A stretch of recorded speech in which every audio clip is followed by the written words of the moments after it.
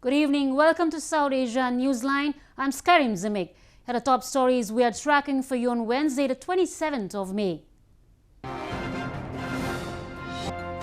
India to continue with anti-malarial drug trials for COVID-19 despite WHO pause. Afghan government frees 900 Taliban prisoners as part of peace process. And Bangladesh reports 22 new coronavirus deaths, cases top 38,000. Now for all the details.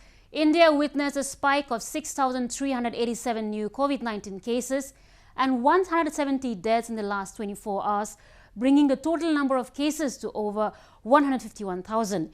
Amid rising number of cases, India on Tuesday said that it will continue using anti-malarial drug hydroxychloroquine for COVID-19 patients despite WHO pausing trials.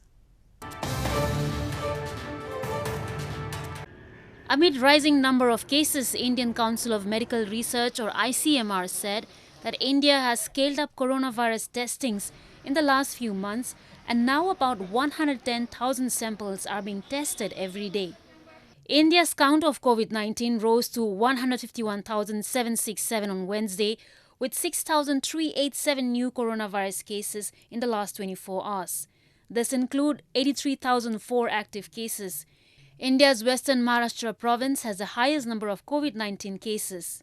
ICMR Director General Dr. Balram Bhargava on Tuesday said that India will continue the use of anti-malarial drug hydroxychloroquine as prophylaxis for COVID-19 treatment, despite the World Health Organization suspending trials for the drug, citing concerns over safety. Director General of the Council of Scientific and Industrial Research, Shekhar Mande, on Wednesday said ICMR's conclusion on the move should be trusted. I think we should trust the judgment of ICMR.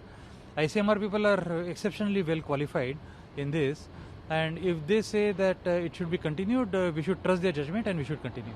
ICMR said that the possible benefits of hydroxychloroquine outweigh the risk and hence they were not going to deny its access to frontline workers. A batch of 179 Pakistanis stranded in India due to the nationwide COVID-19 lockdown left for home via Attari-Wagah land border crossing on Wednesday as relaxations were given in the fourth phase of the lockdown. 179 Pakistani nationals who were stranded due to nationwide coronavirus lockdown in India were repatriated to their home via the Attari-Wagah land border crossing on Wednesday. They were stranded in different Indian provinces due to the extended lockdown and the closure of the Attari-Wagah border crossing following the coronavirus outbreak.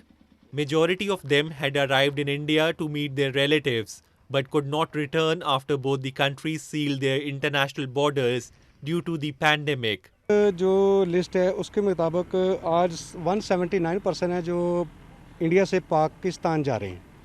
इनमें से 23% है जो by air Amritsar पहुंच चुके हैं और 156% है जो बाई रोड अपने अपने व्हीकल पर इधर आ रहे हैं. While expressing joy on leaving for their homeland, many thank their government and the Indian government for the safe and smooth transition. और हम 45 दिन के लिए आए थे. अब 3 महीने आज पूरे कंप्लीट हो गए. हमने बहुत कोशिश की. हर बार लॉकडाउन लग जाता था और वो हमारा वीज़ा एक्सटेंड कर देते थे.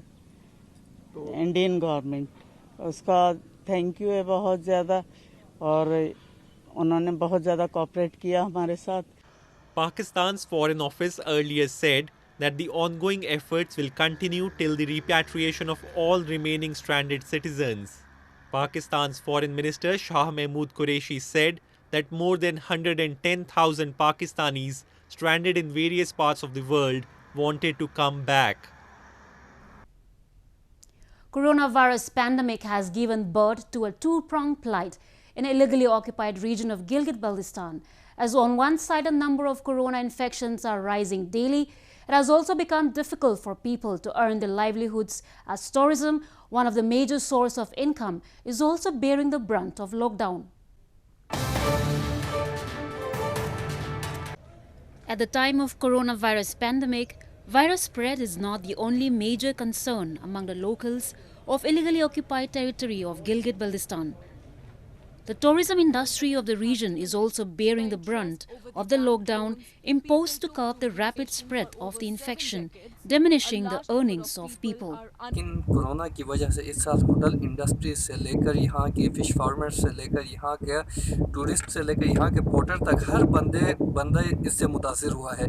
यहाँ के हज़ारों की तादाद में अफराद का वाबस्ता बिला वास्ता या बिल वास्ता यहाँ टूरिज़म के साथ है, लेकिन कोरोना वायरस की वजह से और लॉकडाउन की वजह से सियाह न आने की वजह से इन इलाकों में मायूसी भी छाई हुई है एक तरफ।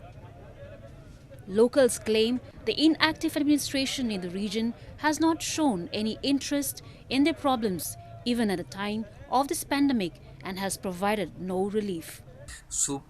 वफाकी हुकूमत ने अब तक किसी किस्म के पैकेज का ऐलान तक तो नहीं किया, जिसकी वजह से यहाँ के जो होटल इंडस्ट्रीज़ है, यहाँ के जो पोर्टर्स है, यहाँ के जो जितने भी अफराद जो वाबस्ता है टूरिज़म इंडस्ट्रीज़ के साथ, उन सबको मुश्किलात का सामना है।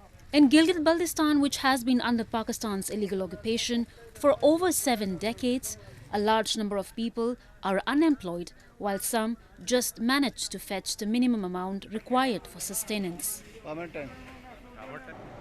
The coronavirus pandemic has also triggered poverty and destitution in the region. So far, Gilgit Baltistan has recorded 638 coronavirus cases. U.S. President Donald Trump has renewed his desire for a full military withdrawal from Afghanistan. He, however, said he has not set a target date. U.S. President Donald Trump on Tuesday renewed his desire for a full military withdrawal from Afghanistan, but added that he had not set a target date. Amid speculation, he might make ending America's longest war part of his re-election campaign. Trump told a White House news conference that America has been in Afghanistan for 19 years and that is enough. On being asked if the Thanksgiving holiday on November 26 was a target for troops pullout, Trump said, "There is no target, but as soon as it is reasonable." But we're there 19 years, and I think that's enough, and they understand. We're having very positive talks. We want to bring our soldiers back home. We want to bring them back home. And we're not only talking about there, we're talking about other countries also. A phased withdrawal of foreign forces from Afghanistan is part of the U.S. Taliban agreement signed in Doha on February 29. By the second quarter of 2021, all foreign forces are supposed to withdraw, ending the US's longest war. The Afghan government has urged the Taliban to extend a 3-day ceasefire that ended on Tuesday night, while announcing it would free 900 members of the insurgent group in the biggest such release yet. The release is part of a prisoner swap under a deal struck by the Taliban and the United States in Doha in February. The Afghan government on Tuesday released around 900 Taliban prisoners from different prisons across the country, mainly from Pule prison in Kabul and Bagram prison in Parwan province. While announcing release, which is the insurgent group's biggest such release yet, the Afghan government urged the Taliban to extend a 3-day ceasefire that ended on Tuesday night. The release is part of a prisoner swap under a deal struck by the Taliban and the United States in Doha in February as a precursor to intra-Afghan peace talks.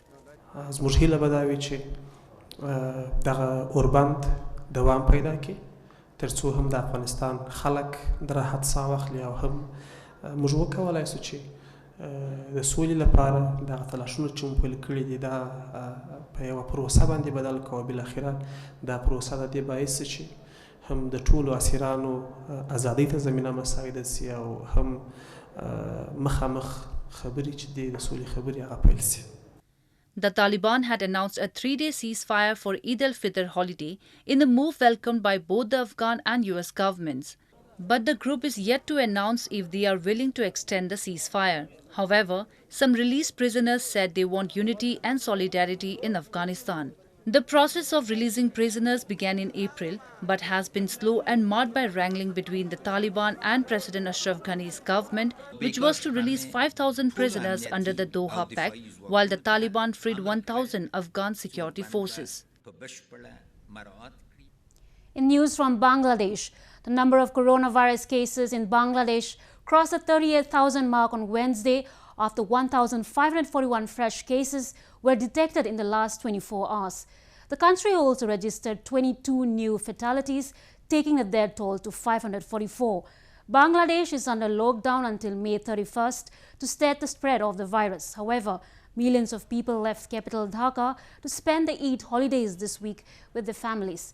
Experts have said this mass exodus may trigger the new cases and worsen the situation further. As Sri Lanka has lifted a daytime coronavirus curfew for Gampaha and Colombo districts, markets and transport hubs are getting crowded in the two most populated districts. However, a nighttime curfew remains intact across the country as infections continue to rise. Sri Lanka has lifted the daytime curfew for its two most populated districts, Gampaha and Colombo, leading to crowds forming at markets and transport hubs.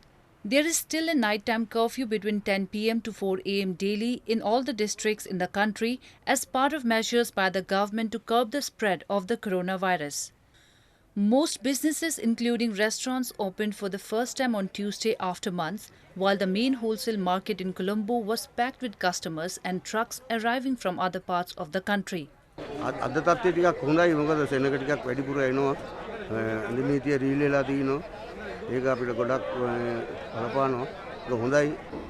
Travelling between districts except in the two districts of Colombo and Gampaha is also now permitted. However, schools, universities and cinemas will remain closed. Sri Lanka as of Wednesday recorded 1,319 infections and 10 deaths due to the deadly virus. With coronavirus pandemic tightening its grip over India, face masks have become an essential commodity.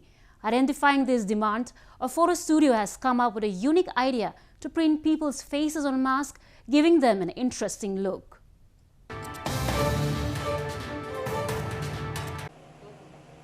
A photo studio in India's southern Chennai city has come up with its own unique way of fighting coronavirus by giving a fun twist to masks by printing people's face on them. With coronavirus pandemic tightening its grip over India and face masks being mandatory, the STM studio thought of taking photographs of people and then designing and printing them on masks. After relaxations were given in the fourth phase of nationwide lockdown, the staff of the studio that was already using such masks started taking orders from customers as well. We were thinking, why can't we do something for this pandemic situation, and how can we get the income in this time? And luckily, a spark has come, and what we did is we were doing ourselves. We were taking photographs and we were printing this in the mask, and it has came out well.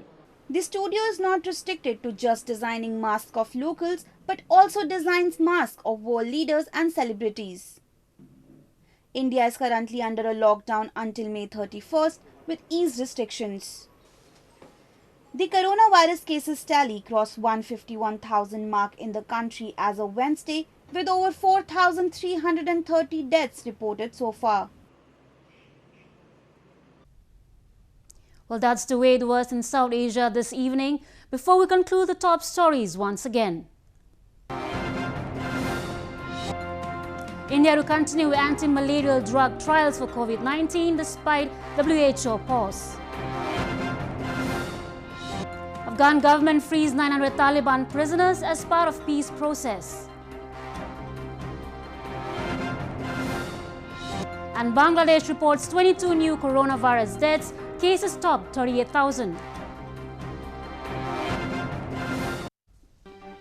Now viewers can watch the show on SouthAsiaNewsline.com. You can also visit us on Facebook.com/SAsiaNewsline and follow us on Twitter @SAsiaNewsline. That's all in tonight's edition. We will see you same time tomorrow. Good night.